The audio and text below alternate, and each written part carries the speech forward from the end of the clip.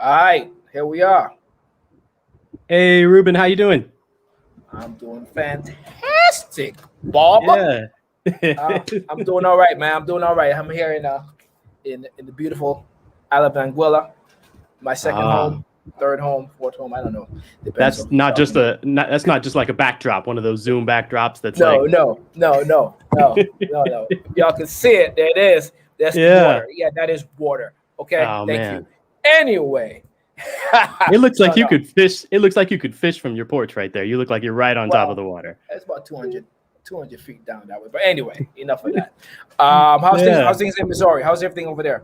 Hey, we're good. We're good. I'm here in St. Louis, and everything's good. It's starting to turn spring. It's beautiful outside. You know, so you starting to work a little bit. Starting to do some gigs here and there, right? Is that right? It's creeping back in. Yep. Yeah, it's starting to happen. So yeah, I had a fun show last night with one of my bands at the Sheldon. Have you played? You probably played the Sheldon when you were in town in St. Louis. Many times. So they're back in full of, well, not quite full effect, I'm sure, but they're doing it now. They had 100 people there last night, that's probably the biggest audience that I've seen since all this started. So, yeah, wonderful. I'm glad that you get an opportunity to get back to some playing, and here we are. In the spirit of all of this, we're presenting our new podcast. Yeah. Everyone, here, can I put this up? Let me. Oh, please. Oh, what's it called? It up. Okay. Little Upright Citizens. That's right. Yeah. I'm having a big. Hopefully it's coming through. Oh, it's because I'm sharing this. Let me take this back off. Yeah. No, it's been a great time to do those podcasts with you, actually, Bob. You inspired me to get more bass centric, which is always good. I think everyone in the world should do that. Get in tune with the bass world and what we try to do on the bandstand. But also how we learned and what we have been able to. Take from all these masters, from our side of playing this beautiful instrument, right? That's my little intro to what we're about to talk about.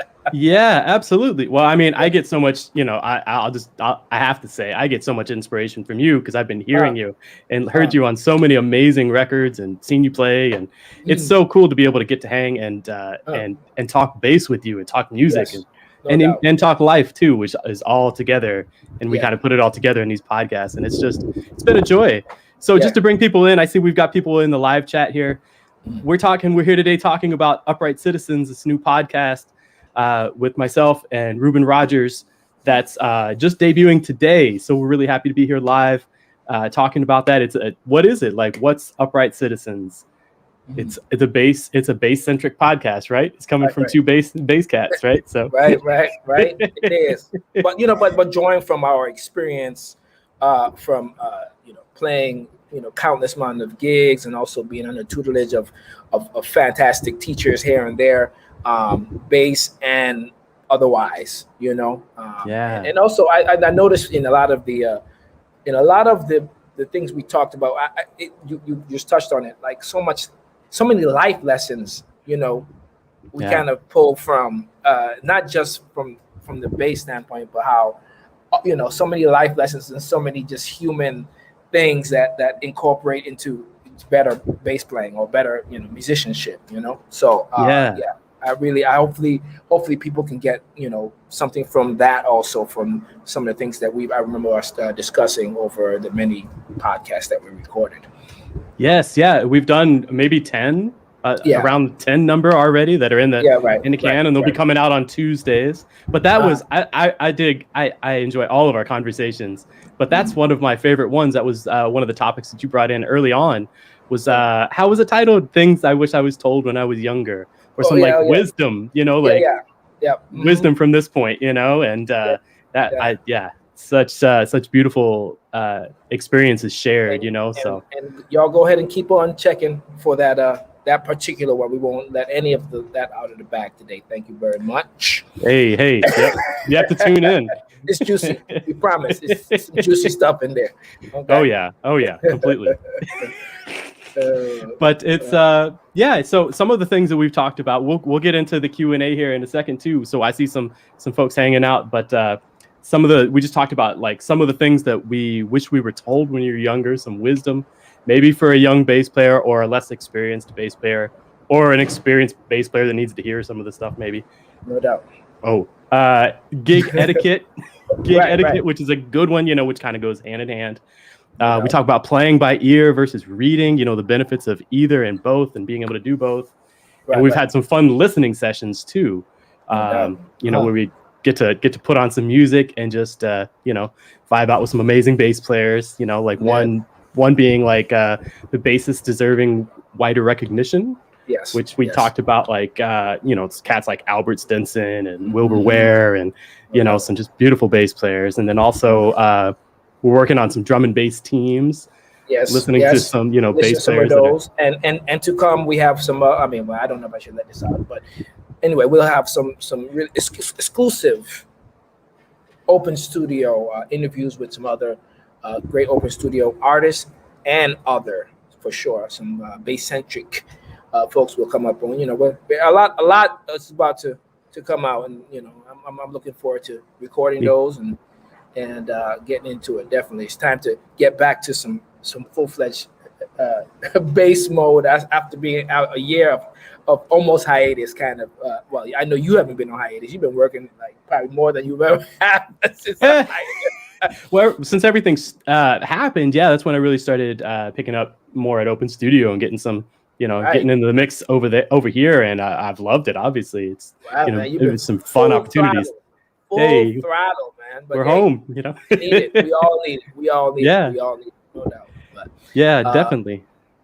So one of the things too, I wanted to ask, like, I had some questions for you too. I know we have some Q&A from other folks too, but I just wanted to ask, like, things are opening up, but what is this all like? This pandemic experience been like for you, creatively?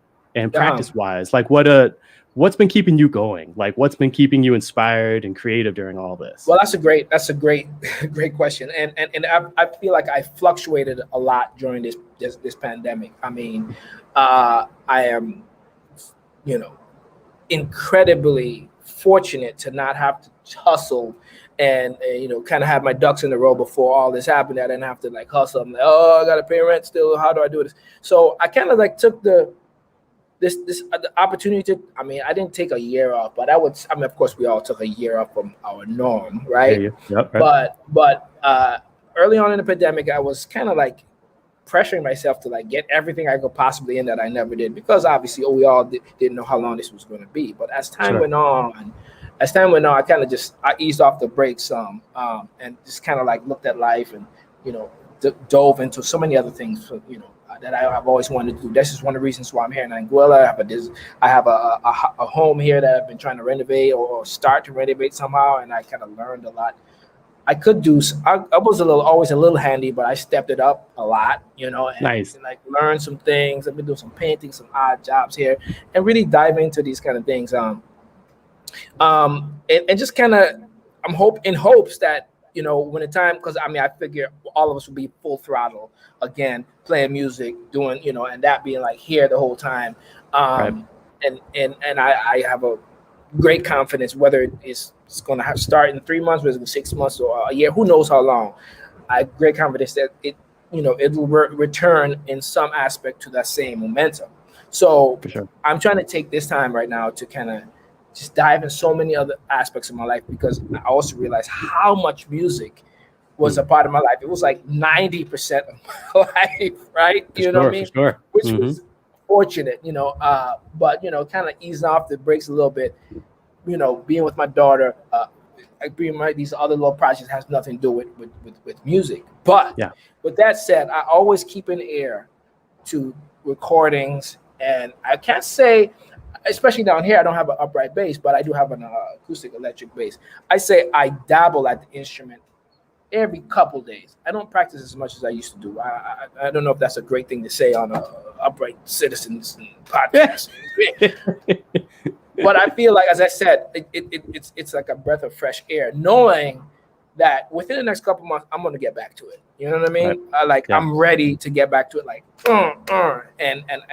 But having kind of like, muscles kind of loose now from being so, focused on just that for the past, I don't know, 30 years, 30 plus years. So, I mean, that's a long-winded answer right there, but it's great also, but also just taking the time to check out, some of the stuff that you've done with your courses and some other classical things that I've always been like, I want to check this out or practice. Obviously I was doing that when I was in California. Those little things I've been trying to fine tune and like get inspired about, if I had to really say some bass centric type stuff. Hey, you could say anything, because you had mentioned painting before multiple times, and I wasn't sure if you were talking about like renovating the place that you're at, or if you're at a canvas, or no. Actually, it's funny. While I'm here, I am going to try my hand at some art, because there's some different little things that old thing cabinets and different. I'm like, maybe I can do something. I've sanded some, and I am going to try my. But as far as in painting, it's about painting rooms, painting roofs, painting. But you're like just getting crazy. Anyway, that's that. Beautiful. But you can answer this question. Answer your own question. How about you? I mean, I know you've been bass centric. I mean, what about how this pandemic? What was that brought to you or for you in your mind, your head, your heart, all that? Yeah, it definitely took a minute. It took a few months to kind of like decompress from exactly what you're saying, like playing a bunch, doing some traveling, and coming back home and being like stuck at home. It's just like, what do we do? Right. I really threw myself in.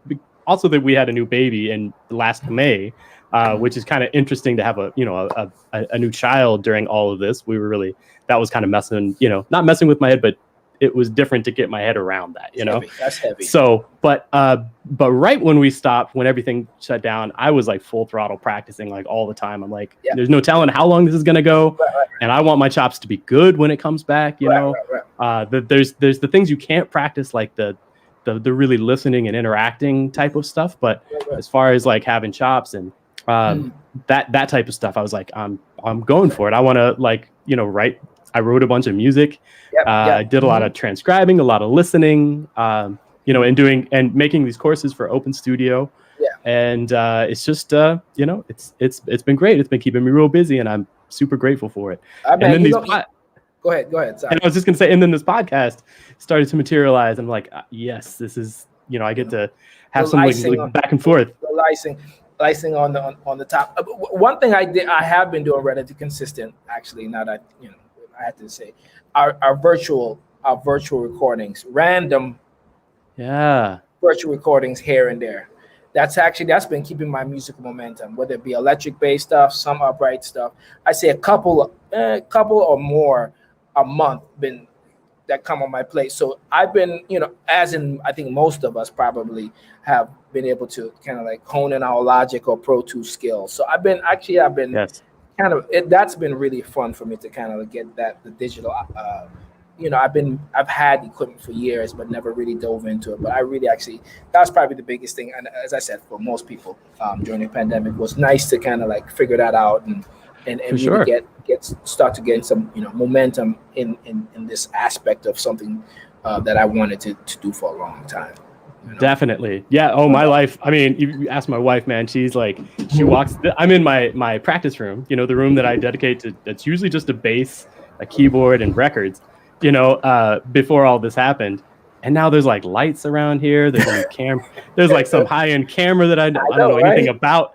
I bought this like nice like microphone right when everything happened, because I was like, if I want to be ready if this pops off and I can record at home. So so it changed big time in here. But hey, let's head in. This is so we build this is our party for the Upright Citizens podcast, which is coming out today. You can find it on Spotify. You can check it out on Transistor as well. Maybe Andrew, you could pop that in the chat if you haven't already. So we're super excited. We've Reuben and I have been doing these podcast recordings remotely, just like we're doing now. We've been hitting it on Zoom, and it's been fun, man. It's been really fun. But this is billed too as a Q&A. So I see we've got some folks in the comments. Maybe we should check in there really quick. Sound good? Weed and wine. What is that? What's that? All right, we got Francisco saying, "What's up? Hey, this is Shashank. What's up? How you doing, Shashank? Good to see you. I see him on the Building Blocks of Bass all the time." We got Juan Diaz, cheers from Oslo. A bunch of folks saying, "What's up?"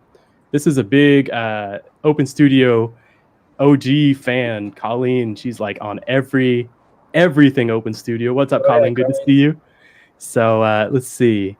Okay, here's my buddy Costa. Yeah, Costa's he's in the Bass All Access Pass. We see Costa all the time too. Okay. John's here from Sweden. What's up, John? Good to see you. Harriet likes the name. It's a good name. It's a good name, right? Upright Citizens. What were some of the other names we went through? Maybe we shouldn't say some of them. No, we shouldn't. Not on there. I wanted to go with Low End Theory, but that was already Let's take it. No. Yeah. Okay, we got a question from Shashank. Question: how much does your walking and soloing change when playing electric versus upright bass? We're getting into the bass stuff. I mean, I feel for me, if I can answer first, it's please. It doesn't. It for me, I wouldn't say it necessarily changed. There's always an aesthetic to that I think we can't run away from. You end up probably playing a lot more kind of glissandos and electric bass stuff, I like to say, right? And maybe even more because I mean, a lot of times it's just physically easier to play. But I'd say, I mean, for the most part, I mean, whatever comes organic, you know what I mean? I definitely try. I use all the same fundamentals, long, beautiful notes, and good time when I'm playing upright to electric. So I don't know. For me, I can't say there's a big difference except for the physicality of the instrument. You know what I mean? It kind of like, especially during one gig, that's always. If I haven't done it for a while, if I go back and forth, man, it's like, it's a small adjustment, It's it can mess with your head. What does your walking solo change when playing? What is it? How much does it change for you, Mr. Bob DeBoo? It's a big difference for me. If anybody asked me to solo on electric bass, I say sure. And then I kind of just keep playing a bass line, So no problem. I'll take it. No problem. Did you come from electric to upright? I'm trying to remember, right? Okay. I did start on electric bass. Yeah, for sure. And I love playing electric bass. Don't get me wrong. It's just, it feels, you spend so much more time. I've spent more time on the upright working on soloing and trying to like feel out my voice there. And but as far as walking goes, I don't feel much of a difference. You know what I mean? It's fulfilling the same role, like you said, long, beautiful, sustained notes with clear attack and trying to make it feel good time-wise. The biggest issue with me on electric bass, like thinking about walking, is thinking about like the sound that I'm getting from the electric bass. You know what I mean? Like a lot of times I'll want to go to my thumb, or get that muted type of sound, and try to emulate more of the upright situation. A friend of mine just sent me this video yesterday of Taurus Mateen. Taurus Mateen played a lot with Jason Moran. He's playing this electric bass, Marcus Tico. Have you ever heard of this? Yeah. Have you ever played on one of those? No. It's kind of like acoustic electric almost, but not. I mean, it doesn't have the sound. What were you going to say about it? What about it? I was just going to say I was really intrigued by the sound. I'd actually not sure if I'd ever heard that before. And seeing like an upright bridge on the electric like that, I was just like, that's pretty interesting, like to how it's actually gonna work. But back to the question, how much does your walking and soloing change? It's it kind of depends on what's happening too. If there's like an up tempo, if we're like really cooking on something and I've got an electric bass in my hand, probably just going to try to fulfill the role as much as possible. But but that's a valid question. Very situational. Let's see. Okay. This might be a technical. Costa, how could you listen to the podcast? Oh, this is a technical thing. All right. I just lost where I was. Yeah, somebody wrote, Weed and Wine is here. Yeah, I see what you're looking at now. Sorry, I'm digging around in here. I'm not used to this yet. Hey, this is my buddy Mario in Mexico. What's up, Mario? Hey, Upright Citizens. Already listened to episode 1. Congratulations. Enjoyed it a lot.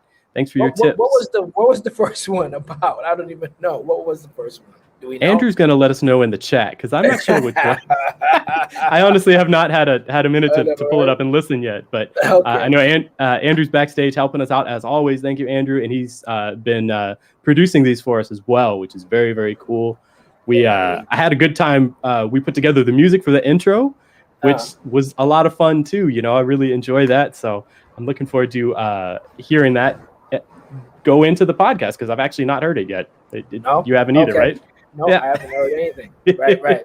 Big ups to Bob, y'all. That he was inspiration to that theme song. I just put a little bit on top of it to feed his fire. So that was good. So that's really beautiful.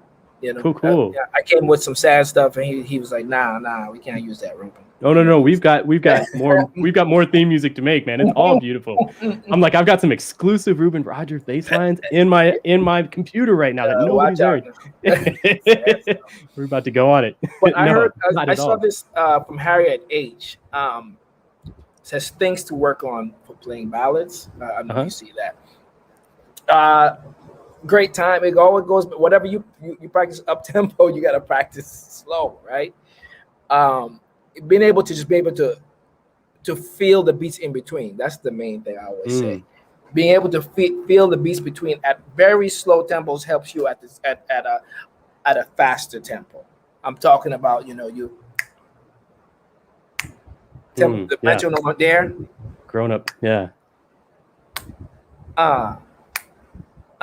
Knowing where that is, that in between note is. What I'm trying to get at is also it especially with a drummer who might not have a great, metronome in his head, things can just get loosey-goosey or lay back, slow down, all that. If you don't have your own internal clock that's like has those in between beats together, it can really wreak havoc. And you don't even realize until at the end of the song, like, wait, didn't we just start that song like 5 minutes, faster? So anyway, just knowing how to do that, and don't be afraid to tap your foot, making sure you're in place to make sure that, especially in those in between, when you're boom.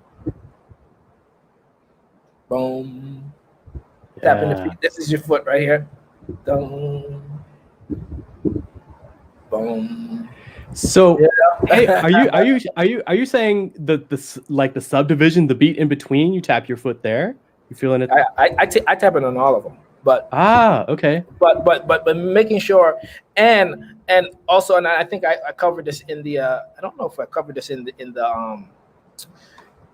the course I did with Ulysses. I noticed, and everyone has their thing. You just, this is food for thought. When you pat your foot like this with your heel down, instead of toe to heel. Okay. I noticed more people, and I noticed this from drummers actually. For sure. Greg Hutchinson is number one. I noticed. He always does toe to heel. Heel down. And like most people that I know who do this have better time. For real? Yeah. Interesting. I think, because it's not natural to walk like this, right? I think, or to tap your foot. You know what I mean? So, but a lot of people tap their feet like this. Not to say it's wrong, and a lot of people do it well, but a lot of people aren't steady with tapping your foot like this. It always gets off just a little bit. Even just right now, it's a little off doing this. You know what I mean? You can do it, but you'll notice, you'll go about 70% of the time. You'll be all right. 30%. That's not a good ratio if you're trying to get better time. Well, but if you have your heel, toe to heel, kind of like that. So that answers that question. Try that and see how that works with keeping your tempos relatively steady. You know? That's really interesting, man. To think about walking, like how you're actually physically walking. That makes so much sense. You know, you are going, if you're doing it right, if you know about walking, you go heel to toe. That makes a lot of sense. Yeah. I don't know. It's good. But with the subdivisions, are you going to try it out? No.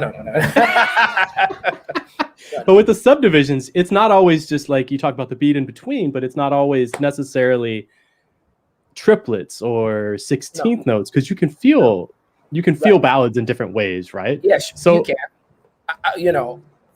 Yeah. Go ahead, finish.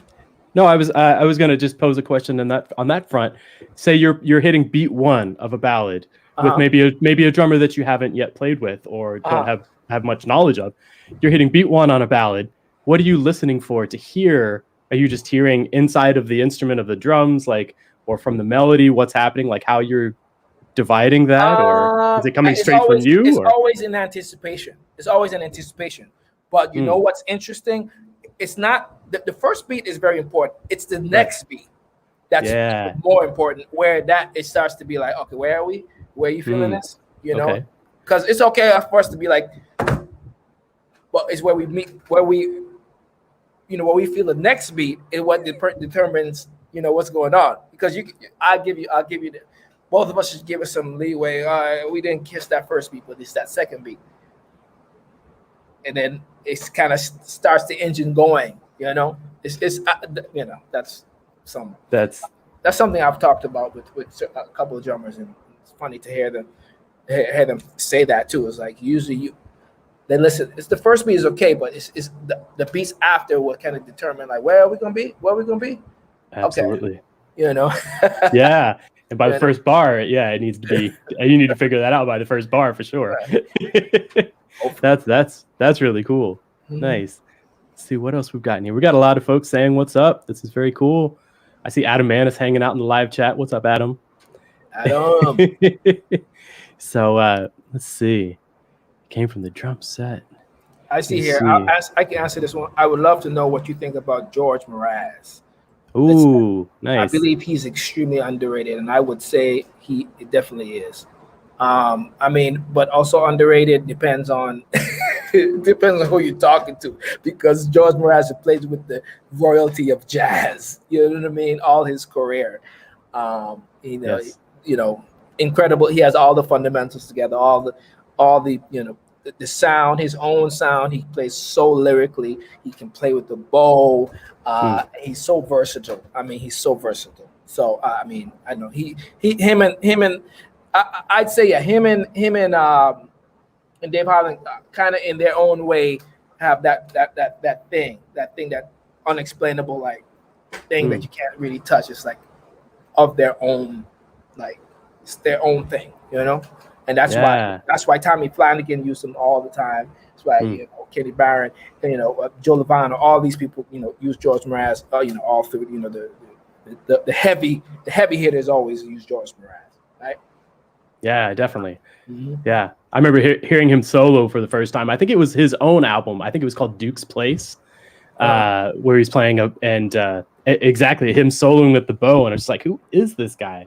Just like singing like this on the bass, and so nice. There's some Barry Harris too that I've heard with George Mraz too. That's really killing. He's for sure underrated. Yeah, definitely.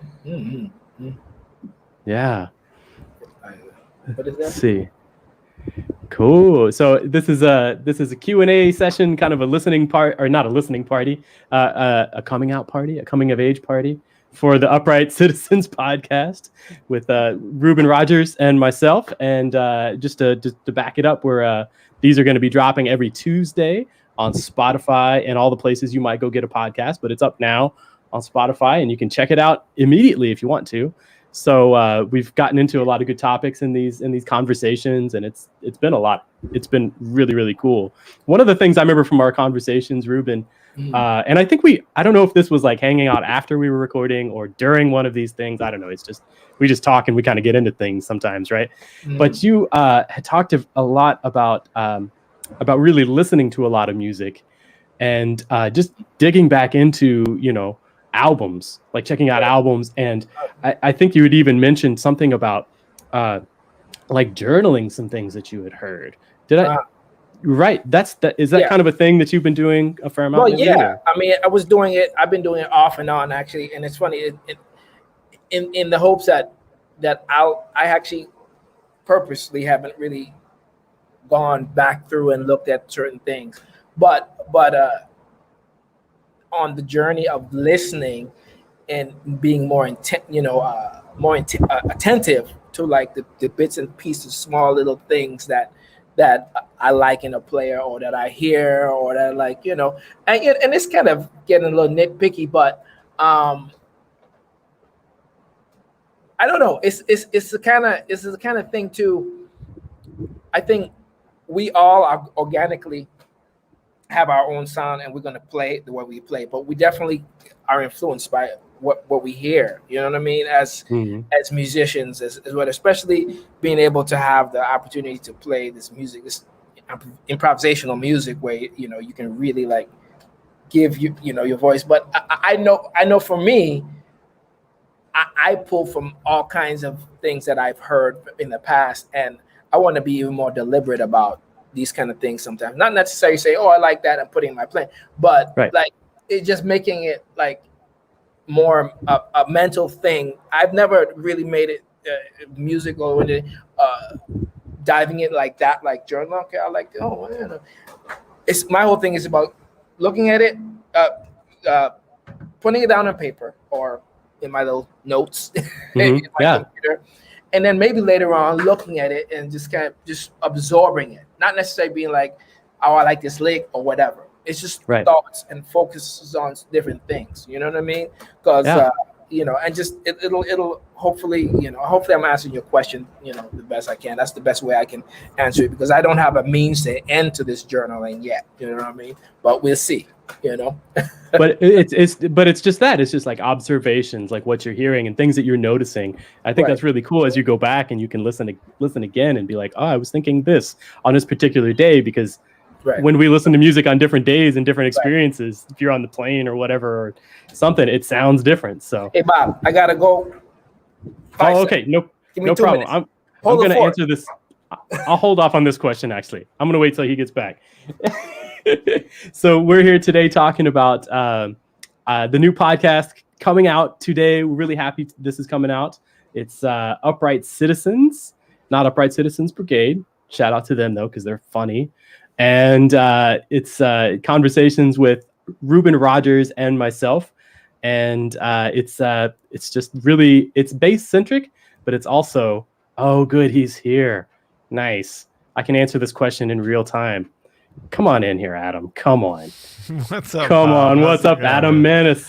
What's up? How are you? Why you get such a dour look on your face when I'm bang out like low double C's? What's going on? Well, show me the look so I know what it is. Like, what does it look like when that happens? It's like you're like this, and you go like this. That look. Yes. Yeah, that's I've worked on that a bunch. Reuben knows this look. I've seen Reuben give this look to people before. that like, did you just do that? That's my register. Stay out of my range. Stay above the Y in that Yamaha down there. Okay, that's right. buddy. What's up, Adam? What's going on, Reuben? 17 years, man. I know, man. It's been forever. You look great. Oh, you look great. I just shaved. I just wanted to pop in and just congratulate you guys. I was just listening to, I don't know if you guys know this, but I go on about one 90-minute walk per day during the pandemic and listen to two podcasts, and I was listening to the one that was I listened to your guest podcast on our You'll Hear It podcast. It's hilarious, and looking forward to checking out the new one too. So congratulations, and congrats on y'all are on like number 777 or something like that. I don't know. Yeah, we are. Dude, we are in the 700s. I'm telling you, it happens fast. Crazy? Yeah, I was joking. No, we are in the 700s. Because Peter Martin is crazy, and he came in and he's like, "We're doing a podcast. We're doing it every day, 7 days a week." And we did that for a while, and now we do one a week.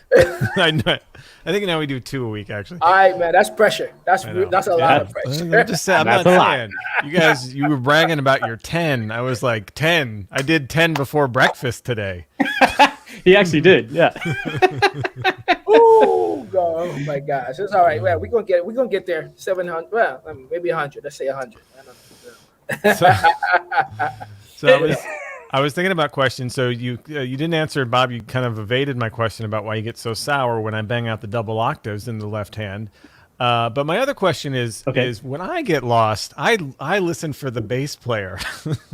I just turn right to the bass player. If I don't know a tune and I'm like, yeah, I know it, I just listen to what you guys do. What happens for you?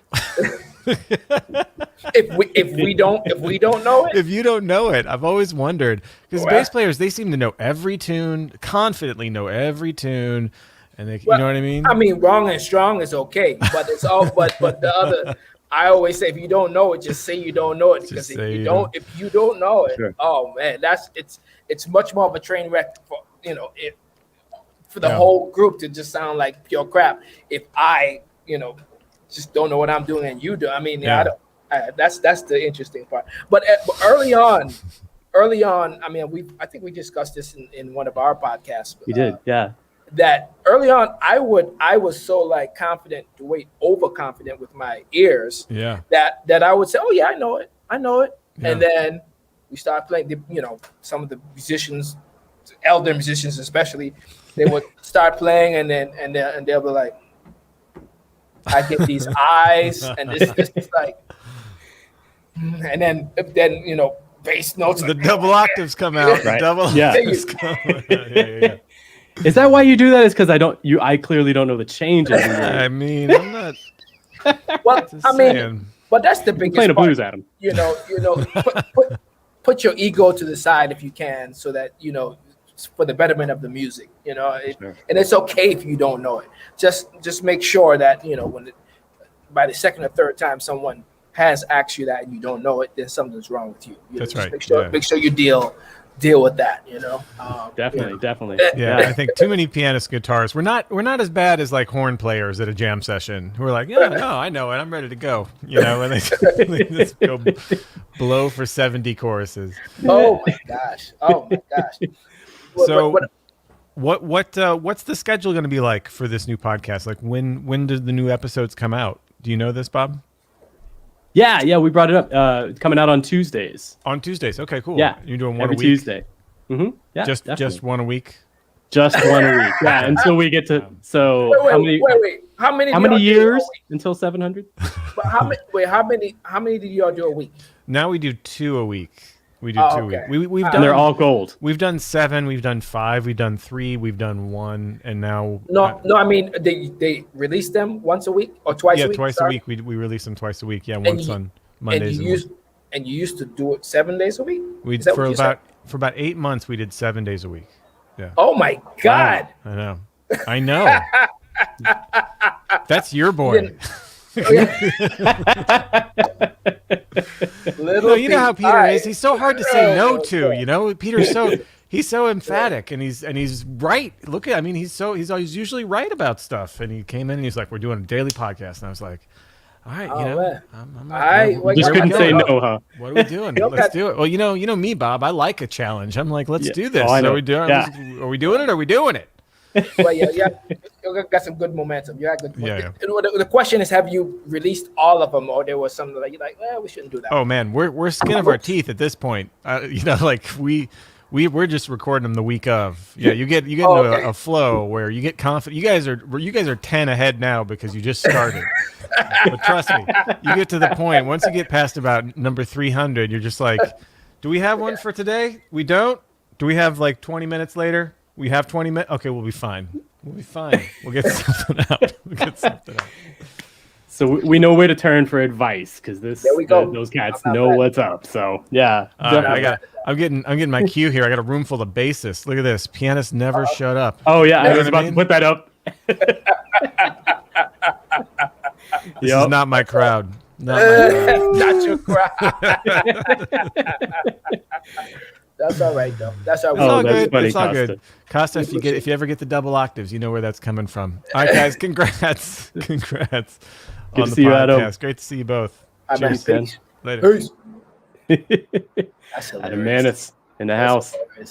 700 episodes. Whew. That's a lot. Yeah. Okay. Well, in the chat.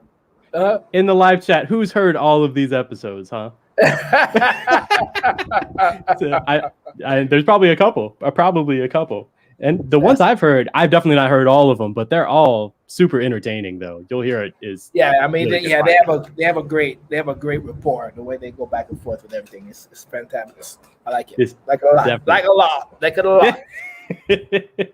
I don't know where he's coming from, because I never hear Adam play double octaves in his left hand. I don't know, so I'm gonna have to maybe I'm not listening hard enough, Adam. No, don't listen to him. Don't listen. Not worried about it. Not worried about it. All right. So I thought I saw. There was a good question here about comping on bass solos, drums comping on bass solos. Should we talk about this one maybe, or did you see another one? No, go ahead. Oh, I see. Okay. So, yeah, it says, hey guys, can you talk about drums comping on bass solos? Hi-hat, ride, or brushes, dynamics, level of interaction, and thanks a million. It's a good question for us. That's as long my whole thing is, as long as the momentum doesn't just, the bottom doesn't drop out. We already as the bottom drop out. As long as the intensity, that's what I want to say. The intensity doesn't drop. I really don't care. I just want you to play as you would any other instrument, but be sensitive. Be sensitive to the timbre of the instrument. I mean, because obviously the bass, no matter the frequency is so low, no matter if you have the amp up or whatever you do up to 7, the frequency still is low, and it can be cut. The high frequencies can cut. Can mask the sound of the instrument very easily and take the listener away from actually a bass solo. I think that's the other thing. Sonically, people don't understand that part of it. It's not so much like, oh, you got to turn up. It's like we can't really fight a cymbal, a horn, or even a piano. Those frequencies will cut ours or mask our sound just like that. Easy. You know what I mean? Yeah. Or just or turn your attention, your hearing kind of like focuses on the thing that's a little higher usually. You know what I mean? Does that? I don't know if that makes sense, but yeah, that's the main thing. So I say hi-hat. You said ride or brushes. Whatever floats your boat, as long as it sounds good and feels good. Amen. Yeah, but dynamically, that's a big thing. And then as you said, like timbre or pitch wise too, the information, we don't need a lot of bass drum interaction unless it's in the spaces. You know what I mean? Definitely don't. 4 on the floor is cool. Maybe if it's like the feathered type of situation, as long as the intensity, the rhythmic intensity keeps up. Yeah, for sure. Use mallets. Use your hands. Like I've seen some amazing drummers use their hands during bass solos. And it's just as long as you keep that fire going, just turn it down a little bit. Yeah, yep. And that's hard to do. I know it is. For sure. Right? Mm-hmm. Definitely. That's if we have to take a bass solo, that is. So if you need a bass solo, you get one.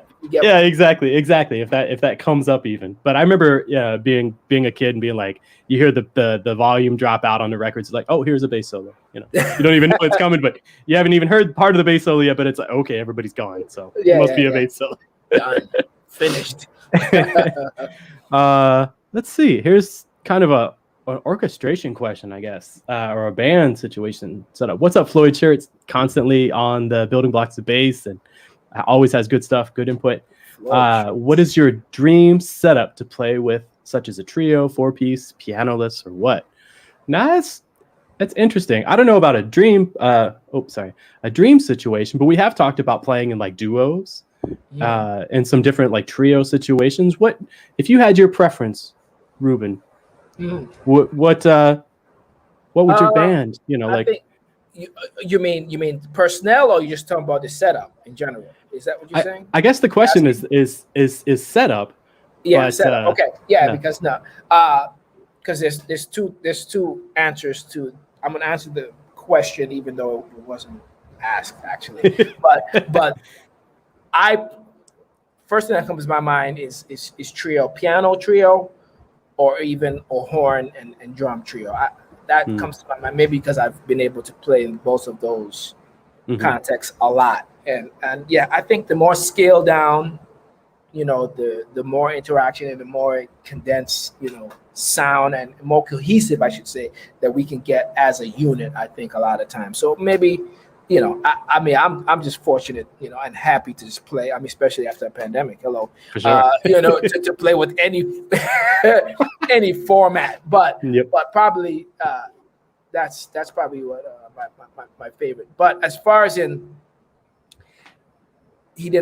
whoever didn't ask this question, but I've always heard people say, "What's your dream team of dream people, a band that you could put together?" And it's funny, I've always said I don't have such a thing, Okay.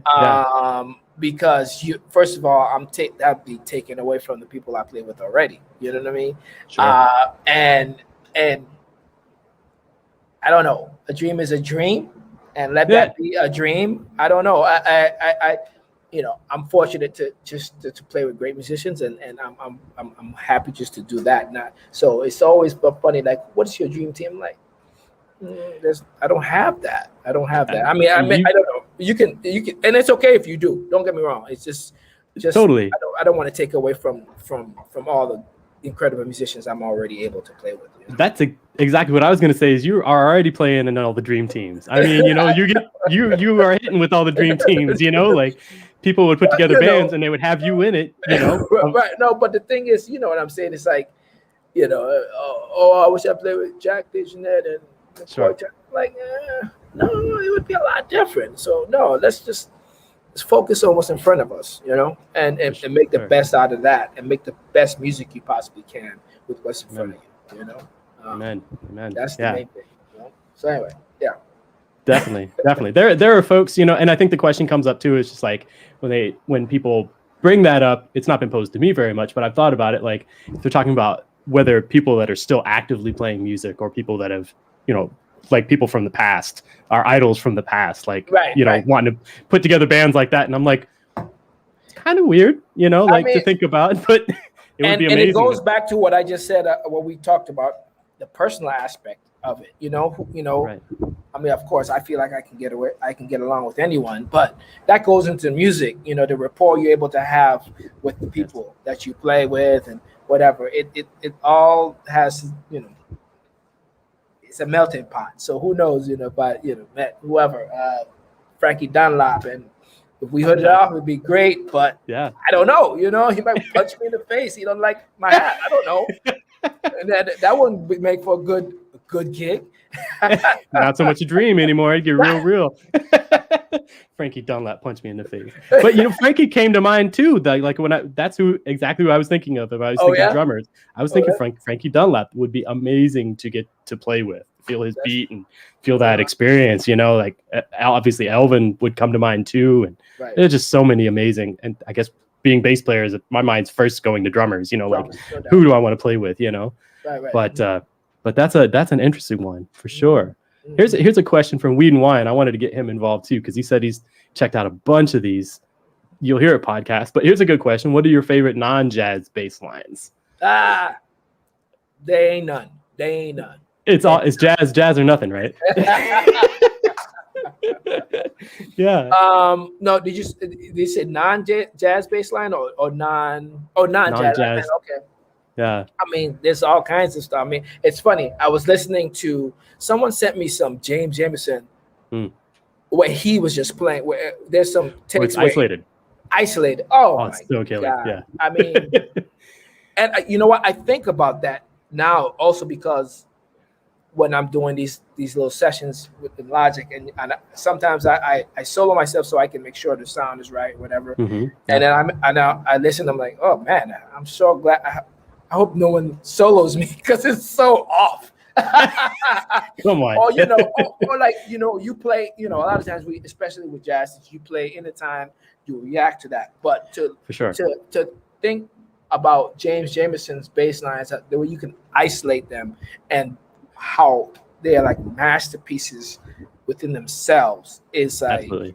It's like, oh wow. So anyway, that's the first thing that came to my mind because I think maybe a year ago, a little before the pandemic, No, it's been some years, but I revisited those bass lines that I had on my computer and just kind of listened to them. It's like marveled at the precision that he had with making that music. It's crazy. It's crazy. Definitely. Floyd Church is back in here saying Motown was created by jazz musicians. Yeah, 100%. Like James Jamerson was, from what I read, played upright before he moved into electric. Yeah, there's pictures of him holding upright too. Yeah. Yeah. Now, are there any recordings of James playing upright bass? I wonder. That would be really cool to hear. I'm sure there is. I can imagine. That would be really cool to hear. You know. Yeah, but that beat just coming right from him, man, and those lines are just beautiful. Original. My mind goes to like Pino Palladino, like on D'Angelo's Voodoo. Right. Amazing bass lines, just like nonstop, feeling really good. And maybe like Paul Simon's Graceland, some amazing bass lines there, you know. For sure. It's just a ton. Like Will Lee, even I was checking out this old Art Farmer record, which you know we say non-jazz, but you know, like it's still grooving. It's like CTI in the 70s, something like that. No doubt. And Will Lee just playing some amazing grooving bass lines, you know. What's the name of that record that you're talking about? I can see the cover. It's I'll find it out. And maybe I'll research it here if we get a second to pull away. But I'll Google Will Lee Art Farmer. yeah. I've got it on a playlist on Spotify. Okay. Let's see. I've got a whole thing of Will Lee bass lines on Spotify. Oh yeah, don't worry about it. Nerding out. That's all right. That's okay. There's some other good questions just popping up. If are we still good? We want to answer a few more questions? Let's go. Cool. Yeah, this is fun. All right. So here's my buddy Damien, great bass player in the Bass All Access Pass, hanging out. So his question: any tips for hanging in there at high tempos at a jam session where each horn player is taking 15 choruses? Vibe them. Got that, Damien? Problem solved. Just vibe them. No. Really and truly. Well, first of all, get your breathing together. Make sure that it's all right. But I mean, frankly, I've done this. I've been doing this for a long time I just haven't. Let me think about this. I mean, pre-pandemic, I don't remember the last time I sat in the jam session. But really and truly, it's okay if you dictate it's time for them to finish. You know, especially in a jam session. Sure. Plenty of times, I'm like, they will reach their peak. I start playing 2, and if I start playing in 2, and if they don't get it, I start playing whole notes. Whole notes. You know, I mean, sure. Until they get it, that it's time to move on. It's all right. You know, it's like we're human beings. I'm glad that you came to play, but I'm not here for you to play 20 choruses. 12 to 15. But let's have some etiquette even in a jam session that other people want to play. So, you know, you can, take this with a grain of salt or not, but it's okay to dictate, from your position, because there it is. When somebody hear ding ding ding ding ding ding ding ding ding ding ding ding, and they can't figure out it's time to wrap it up, or that you're trying to say you do it hopefully in a very mean way. And I do it with a smile. I like. Don't let it affect your piece. Yeah, when a person kind of looks and then like I egg them on like, wow, you sounded great, and let's move on to the next thing. I don't hold, So that's my 2 cents. yeah, definitely. Go to 2. Like, I mean, one of the things, if you really are interested in hanging in there too with it, if you're inside of it but you're starting to feel fatigue, you can lighten your touch. You don't need to dig in if it's an up tempo. You don't need to be pulling as hard as like you possibly can the whole time. Right. That was the first thing that came to my mind. But then also, if there's a sax player that's really going for 15 choruses and is trying to burn out, let him burn out with the drummer. Just drop out. Let it go. There's plenty of good, plenty of great recordings where it just breaks down with sax and drums. There's nothing wrong with that. I mean, as I said, if it's a couple people, but I can sympathize how after about the third or fourth person, you're like, come on, and the person who's fresh is not thinking about what you've been going through for the past 15 They just want to minutes. get it in. You know what I mean? And I get that, but it's a part of it. You're still a human being.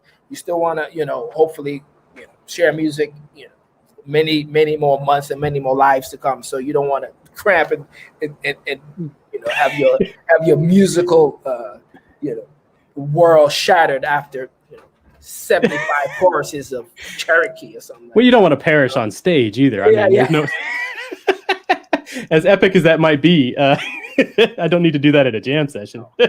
Oh, he went out playing. He loved playing. 15 choruses on. No. But yeah, so I look forward to that. When I'm back in that situation out here, I've run a jam session every week for like 8 years out here in St. Louis. And it's about to start back up later in the month. So I'm really excited about that. Nice. It's gonna be interesting, but I'll be on that boat and I will think about that question, Damien. Where's the jam session going to be? So we're here in St. Louis at a place called the Grandel Theater. So there's a tent. Okay. They've been doing these shows, social mitigation, very conscious of everything going on, being safe. It's put on by the Kranzberg Arts Foundation, which is just very cool for St. Louis. They do a lot in the area, especially in where the Jazz at the Bistro and Powell Hall is, and the Sheldon. And so it's going to be interesting, like keeping a certain amount of people on stage and, like how to keep everything. I don't, you need to bring a bass, I think, or we're going to have to wipe it down. We're going to figure all that stuff out. But, it's can't get on the keys, like what do we do? How do we deal with this? Well, good luck. At least by then you'll have another level of protection, I guess. Getting my next shot on the 18th. So getting close. Yeah, right. We just got to get some momentum now, musical momentum. Yes, indeed. We'll see. Oh man, but it's coming though. Here's a question from Shashank. How do you guys lock with drummers with a washy sound who like to deceive the pulse a lot? I don't know. You have to answer that, Bob, because this is probably you don't deal with this, right? No, you don't. I don't Luckily, I mean, if you're at a jam session, that does come up too.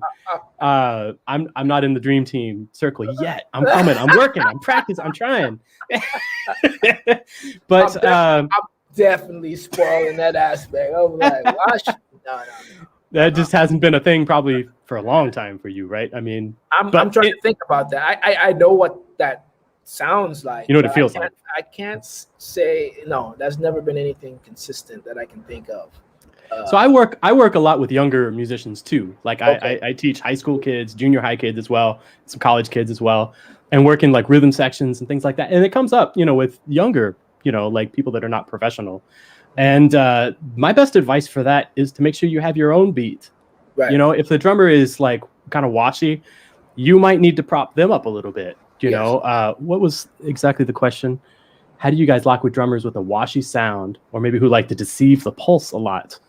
And that happens, people, trying to be maybe hipper than they need to be, or implying, other things. And I think that's a good lesson to make sure that your own beat and your own tempo is locked in, because if you're doing your job, that's going to help that drummer, help the music, hopefully. But I always say you have to have such confidence in your time, but, not just confidence, but be secure in what, your time and your pulse is. And as time goes on, others will trust in that also. And you want to get it to a point where they trust you so much that even when you're wrong, they still follow you. You understand what I'm saying? Have enough confidence, and not to say just bullguard and be like it's here, even if it's wrong, but work on it enough that you're solid enough, and you will gain a decent reputation, whether you know it or not, of having decent or solid time. But have enough confidence in it, in a situation like that, especially that that's washy, but I know this is right, and he's gonna let him latch on to me. And if he's not listening, that's all right. I'm gonna keep it here. Sure. Be so confident in your time, or get your time together, so that when people gravitate towards your pulse of what you do, and even if it's not quite, because we're all human, sure, if it's not quite on, they still follow you, right? Still, you know what I mean? you know, but it takes some time to get to that, you know. So just let that be like a goal, hopefully, to you know, hopefully be able to pull off one day, you know. Yeah. I mean, yeah, it's any situation that you're in like that, we can learn something from it if your head's right, you know. So it would be really easy for somebody to go really quickly like, oh man, this drummer sucks, I cannot wait to stop playing. That's the wrong but that'd be the wrong thinking, right? You know, in that situation, you're there playing music, at least you're getting to play music. What's the most you can get out of it, you know? Yeah. Like, how can you develop, you know? And you know, I mean, and I'm sure we've talked about this in one of the podcasts, that we've all been at a place in our, you know, development where we say, wow, this person, sax player, this drummer, this piano player, they would just do this to make the music so much better, right? And that's just you putting out some just bad vibes. That's probably a lot of times probably coming back to you. You don't even realize it. You know what I mean? So, you know, what can you do from your seat? And hopefully it's the bass chair. What can you do from your position to make the music better? Because you can't take that guy's hand and do that. You can't take it, you know, those hands and do this. You can't do, you know, what can you do to make the music as good as possible, despite a lacking drummer, despite a horn player who's playing too loud, despite pianist who's playing, you know, octaves, you know, in his left hand. I was just about to pull this up too, because this is not my thing. I don't think I do this. But Damien is asking about, I need to learn that Bob's eye scowl. You definitely are gonna have to hit up Adam about that, because I don't do that. Especially not to Adam. I just talk to him peacefully afterwards, or send him a text. But yeah, it's really important from our own perspective. You know, it's just like in conversation. You have to put out positive energy in order to get it back. You know, you get back what you give out. So same in music. There was a question here about, and just let me know, Reuben, if you want to split whatever needs to happen. D. Thompson is asking, do you ever sing while playing? Do you like vocalists who comp themselves behind with the bass? It's an interesting question. Me personally, no. I don't think. I think when I was younger, I'm trying to remember actually trying to do that a little bit, like, but it was some gimmick stuff I was trying to do. But no, I personally do that. But I've heard. Well, like singing standards or singing songs while you're playing bass lines? like singing my solos. Yeah. To do that, you know? No, I've dabbled in some singing also with the bass here and there, but no, nothing, not too much in public. Yeah, you know? Yeah, definitely. I definitely don't do it. I might think about doing it while I'm practicing, and I encourage it for us to hear ahead what we're about to play, perhaps, if that's something you're focusing on. You know, like the other day I was doing this live stream about thinking about like building scales, like with tetrachords, really nerdy theory stuff. But if you can hear just like the first 4 notes of a major scale, be able to change that into a minor scale, you know, like I think hearing and singing gives you that different connection. But it's not something that I do like if I'm on stage. I'll maybe rarely feel inspired to sing along with something that I'm doing, just to make sure that I'm in check with what I'm maybe hearing. You know, I do honestly remember. Now that we're bringing this up, I do remember being at a master class with the fabulous Ray Brown, masterful Ray Brown, and one of his things was like, you should know melodies to tunes. You should be able to play bass lines and melodies to tunes. And he went about saying, name a standard. Yep. And a key. And somebody just, and then he just, did you see him do this before? I saw him, thankfully, yes, I got to see him do this once. Incredible. I saw him do it at least twice. And like, it was so impressive. He was so impressive with it. I was like, God, you would sing these tunes and he'd just be playing the bass line. It's so bad, like, swinging. How about you? What? Okay. And I'm like, oh, can I do that? You know, I'm like maybe on 1, 2, 3 tunes, maybe. I don't know, but I know, right? And he would transition. He would play like he would not stop. He would go from one tune to the next, transition into whatever key. Like when I saw him, he was asking for a tune and a key, and in more than one there was a few songs that he did where he was singing the lyrics. You know, he wasn't just like singing the melody; he was like singing the lyrics too. Like, God, I mean, oh, what a lesson! Yeah. But he would sing too. I mean, you can hear him on the records. You can hear him singing along with what he's playing too.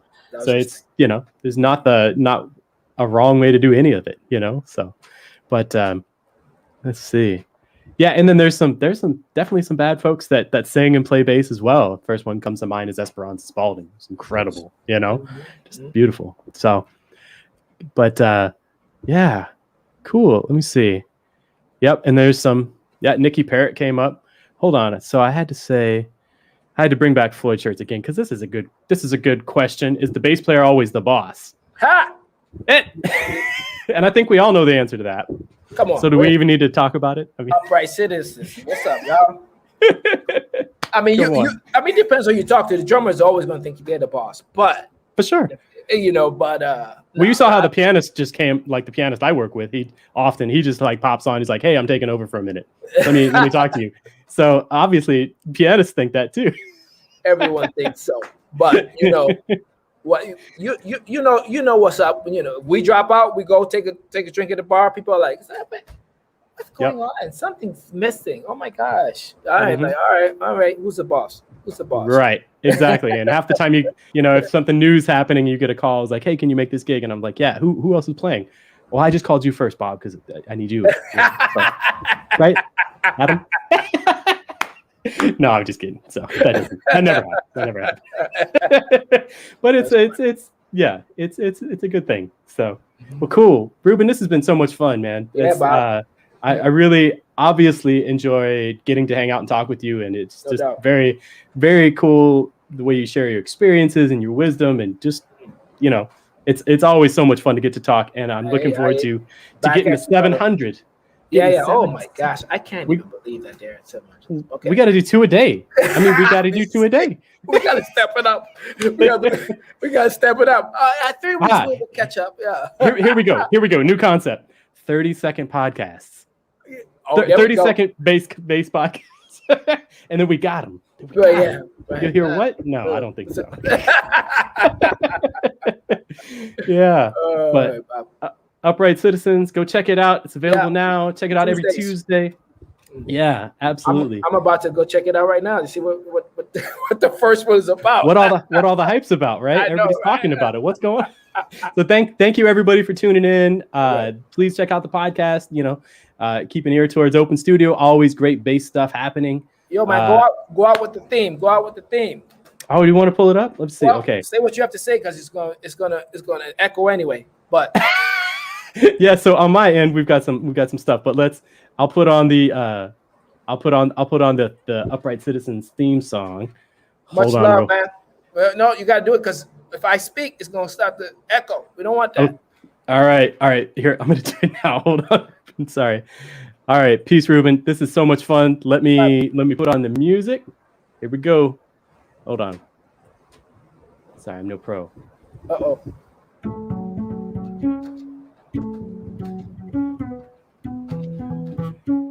Peace. Holla.